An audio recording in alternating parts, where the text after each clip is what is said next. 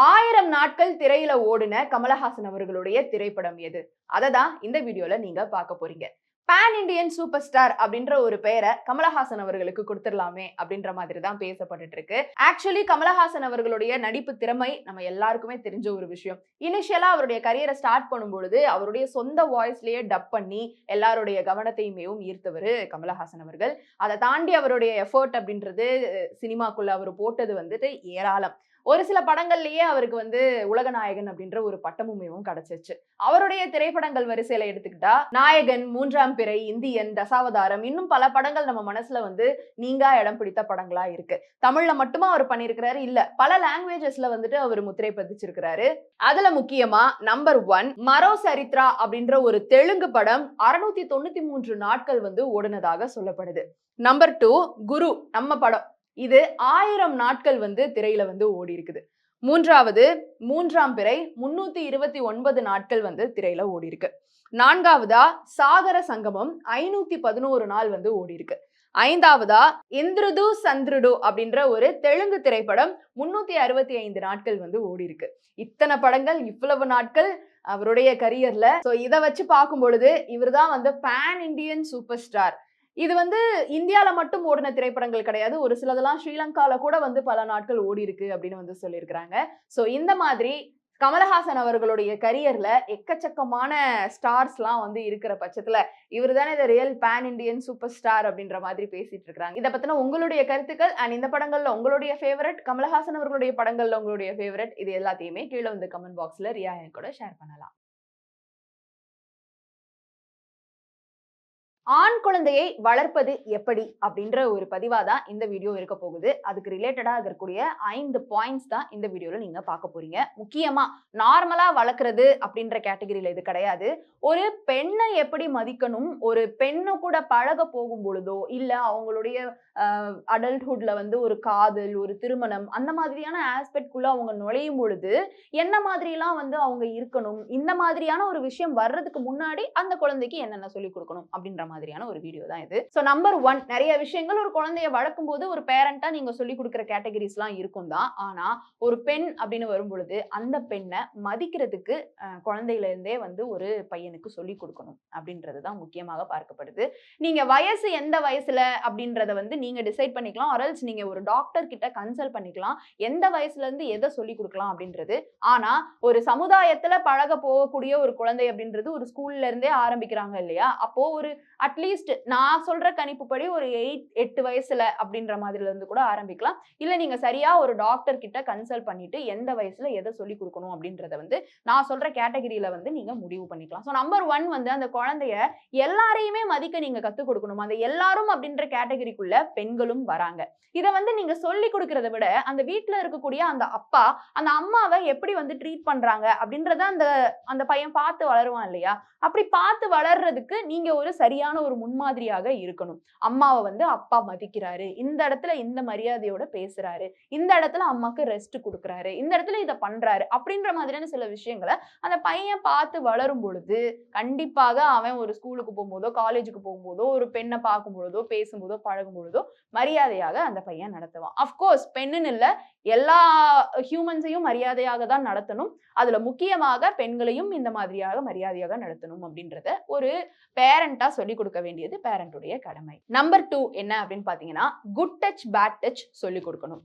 அவங்கள டச் பண்றதாக இருக்கட்டும் இல்ல அவங்க யாரையும் டச் பண்றதாக இருக்கட்டும் அந்த குழந்தைக்கு சொல்லி கொடுக்கணும். இது ஒரு 8 வயசுல இருந்து கூட நீங்க ஆரம்பிக்கலாம். இல்லனா இதையும் நீங்க ஒரு டாக்டர் கிட்ட கன்சல்ட் பண்ணிக்கோங்க எந்த ஏஜ்ல இருந்து கரெக்டா இதை சொல்லி கொடுக்கலாம் அப்படின்றது. இதெல்லாம் பேசக்கூடாத ஒரு டாபிக் அப்படின்னு விடாம இதையும் அவங்களுக்கு சொல்லி கொடுக்கும் பொழுதுதான் சமுதாயத்துல அவங்க ஒரு பெட்டர் பர்சனா வர்றதுக்கான சான்சஸ் இருக்கு. அதுக்காக நீங்க அவங்க 12th ஸ்டாண்டர்ட் வர வரைக்கும் வெயிட் பண்ணணும்னு அவசியம் இல்லை. ஏன்னா குழந்தையில இருந்தே சொல்லி கொடுக்கணும். அதுல இந்த குட் டச் பேட் டச் ஆண் குழந்தைகளுக்கு நீங்க சொல்லி கொடுத்து வளர்க்கணும். நம்பர் 3 என்னன்னு பாத்தீங்கன்னா, கன்சென்ட் பத்தி சொல்லி கொடுக்கணும். இந்த கன்சென்ட் அப்படின்றது தான் பெரிய ஆளா வளர்ந்து வந்ததுக்கு அப்புறமா இருக்கக்கூடிய நிறைய தவறுகளுக்கு ஒரு காரணமாக அமையுது. சமுதாயத்துல நம்ம பார்க்கும் பொழுது நிறைய நிறைய நிறைய ஒரு பெண் திருமணம் பண்ணிட்டு போனதுக்கு அப்புறமா அவங்களுக்கு நடக்கக்கூடிய சில விஷயங்களா இருக்கட்டும், திருமணமாகவே இருந்தாலும் அந்த உடலுறவு அப்படின்றது அந்த பொண்ணுடைய கன்சென்ட்டோட தான் நடக்கணும். இங்க மேரிட்டல் ரேப் அப்படின்றது ரொம்ப ஜாஸ்தி ஆயிடுச்சு. வெளியில நடக்கக்கூடிய ரேப்பை தாண்டி திருமணம் திருமணம் ஆயிடுச்சுல அதனால அவ என்னோடதுதானா, என்னனாலும் பண்ணுவேன் அப்படின்ற ஒரு கேட்டகரிக்குள்ள இங்க சிலர் போறாங்க. அதனால சில மரணமும் பெண் சைடுல இருந்து நடந்துட்டு இருக்கு. இந்த மாதிரியான ஒரு விஷயங்களை கன்சிடர் பண்ணி பார்க்கும் பொழுது கன்சென்ட் அப்படின்ற ஒரு விஷயம் வந்து அந்த பையனுக்கு வந்து சொல்லி கொடுக்கணும். நீ வந்து ஒரு பொண்ணை தொடுறதுக்கு முன்னாடி பெர்மிஷன் கேட்கணும்னு. இப்ப நான் இருக்கக்கூடிய நிறைய சினிமாக்கள் எல்லாம் வந்து என்ன எடுத்திருக்காங்க அப்படின்னு பாத்தீங்கன்னா, ஒரு பொண்ணு வந்துட்டு நோ சொன்னா அது நோ கிடையாதுடா, எஸ்ன்னு அர்த்தம், நீ தான் வந்து புரிஞ்சுக்கணும், இன்னும் கொஞ்சம் எக்ஸ்ட்ராவா ட்ரை பண்ண அவ மடங்கிருவா. இதெல்லாம் வந்து பார்த்துட்டு இந்த மௌனம் சம்மதத்திற்கு அறிகுறி இந்த மாதிரியான ஒரு டயலாக்ஸ் எல்லாம் வச்சுட்டு அதை வந்து தப்பான ஒரு இன்டர்பிரேஷன்ல எடுத்துட்டு போக கூடாது அப்படின்றத முக்கியமா ஒரு ஆண் குழந்தைக்கு நம்ம வந்து சொல்லிக் கொடுக்கிற கடமையை வந்து பெற்றோர்கள் வந்து வச்சிருக்கிறீங்க.